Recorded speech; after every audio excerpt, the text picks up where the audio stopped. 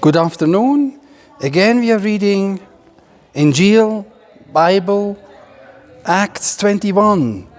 The story when Paul goes back on his third missionary journey to Jerusalem. We are reading today from verse 17 onwards, all the way to the other page till verse 26. And this is Murray, Pakistan. Stefan Hager, I'm reading with you from New International Reader's Version, so it's easy for you to follow. So Paul arrives in Jerusalem, verse 17. When we arrived in Jerusalem, the brothers and sisters, they gave us a warm welcome. It's actually the journey where Paul has to explain himself to James and to the other leaders, what God has done among the pagans, among the heathen. And they advise him that he still should show respect to the Jewish religion, because at that point, the Christian movement, Jesus movement, was part of Judaism. So let's read on. The next day, Paul and the rest of us, they went to see James. Here we have it. All the elders were there. Paul greeted them. They reported everything to God, what God had done among the non-Jews through his work. When they heard this, they praised God. They spoke to Paul.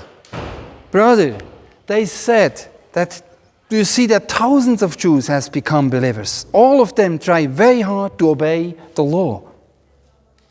They have been told that you teach all the Jews who live among the non-Jews to turn away from Moses. They think that you teach them not to circumcise their children. They think that you teach them to give up all Jewish ways.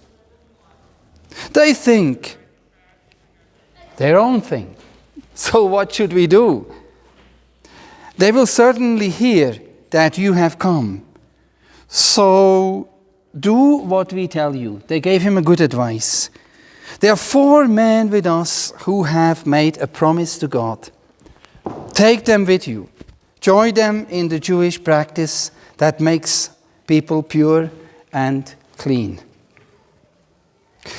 Pay their expenses so they can have their heads shaved. Then everybody will know that these reports about you are not true in any way. They will know that you yourself obey the law. Look at this. We have already given written directions to the believers who are not Jews. They must not eat food that has been offered to statues of gods. They must not drink blood. They must not eat the meat of animals that have been choked to death. And they must not commit sexual sins. Look, we're reading now to the end, 26. See what Paul does now. He took the men with him. They all made themselves pure and clean in the usual way.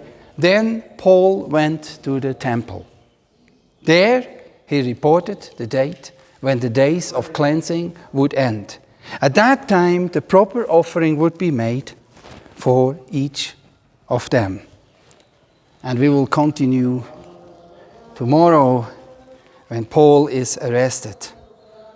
So have a nice evening.